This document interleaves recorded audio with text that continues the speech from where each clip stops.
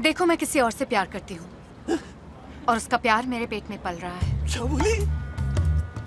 मेरे डैडी ने कहा कि ये बात मैं किसी को नहीं बताऊँ। अगर तुम किसी और के बच्चे को पाल पोस सकते हो तो मैं तैयार हूँ। देख, ये शादी नहीं होगी तो बाकी का दहेज नहीं मिलेगा, और दहेज नहीं मिलेगा तो लोगों का कर्जा कैसे चुकाएंगे? लेकिन इतने पैसा लौटाने मेरे नाम पे 9 अरेस्ट वारंट निकल चुके, 9। लेकिन डड्डी वो तो बोल रही वो पेट से है। तो क्यों आया? ये स्कीम है, एक साबू पे एक कंगी मुफ्त, ऐसी आकर्षक ऑफर है ये। उससे करेगा शादी, बच्चा फ्री। लेकिन डड्डी किसी और का बच्चा। अरे चुप कर यार, मुंह बंद, खाना खा। ये शादी होकर ही रहेगी, खाना खा। डड्डी ये है मेरी बेटी मनप्रीत ओबरॉय और ये हैं मेरे जीजा जी परमजीत सिंह लांबा, इंडियन एम्बेसडर, और ये हैं मिसेस लांबा। आपका बहुत नाम सुना सर, बहुत मिलकर खुशी हुई। Thank you. इंडिया में ताश खेल के दिवाली मनाते हैं, यहाँ भी ऐसा ही है। ये देख रहे हैं, सिंगापुर के सबसे अमीर खानदानों में से एक है मिस्टर ब्रीज मोहन ओबेरॉय। 4 पीढ़ी तक चले उतना पैसा है। और लड़की एक ही है, पर क्या करे, कुंडली में मंगल है। अब लड़का भी वैसा चाहिए कि जिसकी कुंडली में मंगल हो तो ही शादी हो सकती है, वरना सब अमंगल है।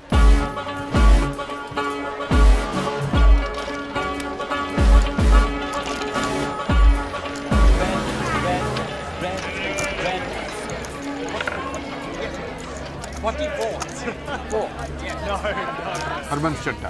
ब्रीज मोहन ओबेरॉय। अबरे जी आप पंजाबी हो? जी। ओए आप पंजाबी, मैं पंजाबी, ओए बल्ले बल्ले, जप्पी पाले।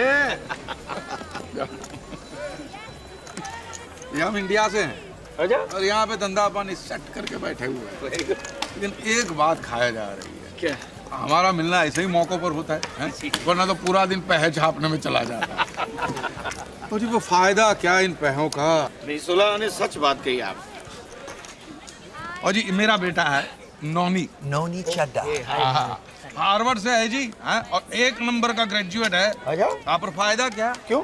और शादी ही नहीं हो रही है मुंडे की। क्या बात कर रहे हैं? अरे रब ने कुंडली ऐसी टेढ़ी बनाई है। हाँ देखो, लड़का और लड़की की नाड़ी एक होनी चाहिए और लड़की मंगली होनी चाहिए। अब ये मंगली लड़की हम कहाँ से लेके आएंगे? अब खेलिए खेलिए ओबेरॉय जी, खेलिए।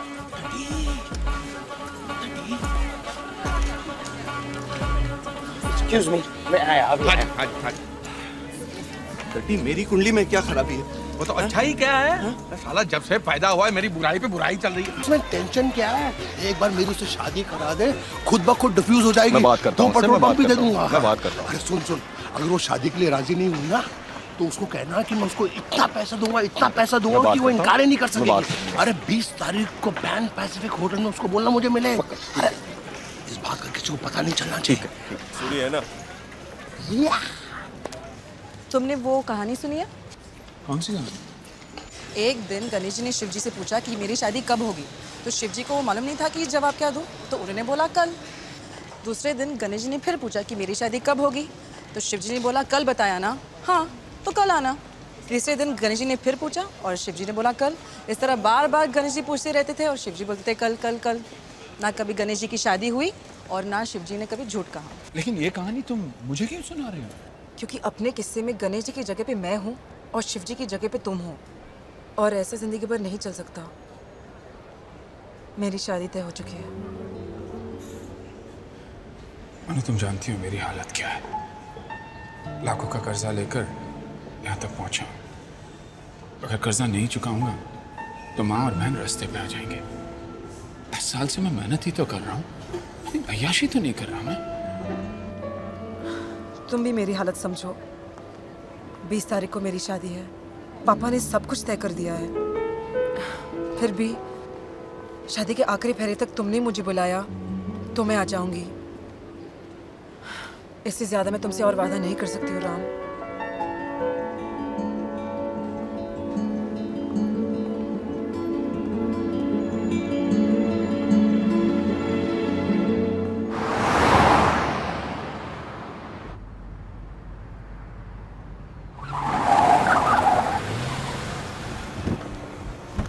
बाहर निकल बंद। क्यों है?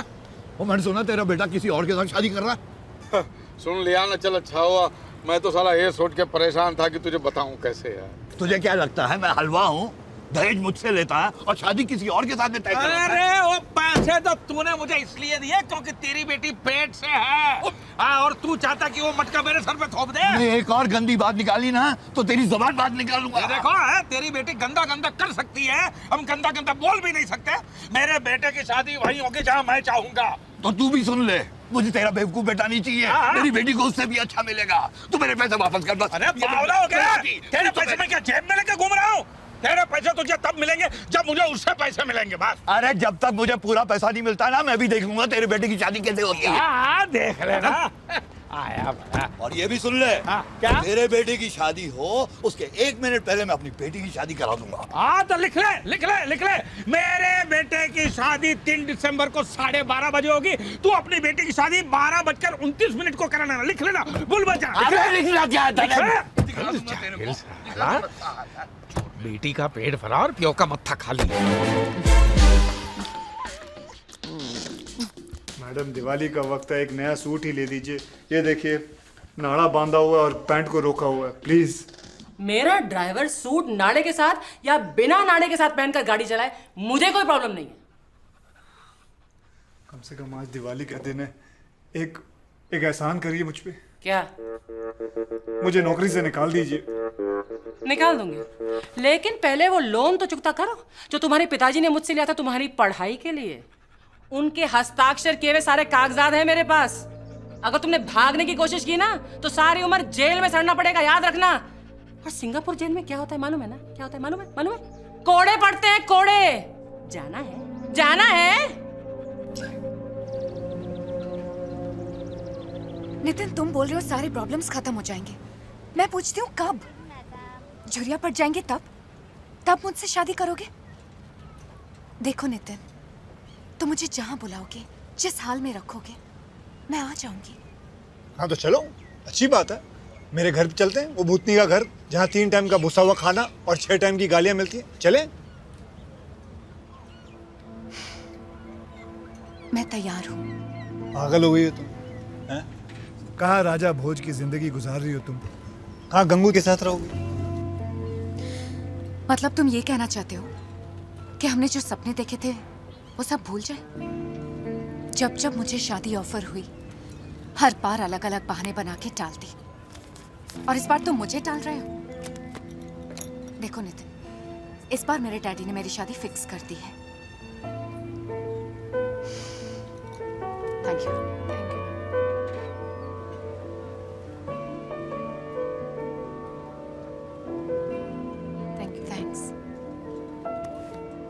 तुम कुछ बोलते क्यों नहीं? मैं क्या बोलूं? कोई है सुझाव तुम्हारे पास? हाँ है, तुम मुझे बोल दो अलविदा, बाय। अंजलि,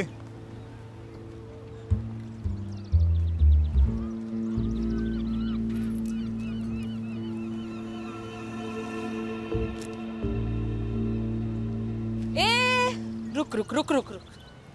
ये लेके जा, ये भी लेके जा, भिखारी साला।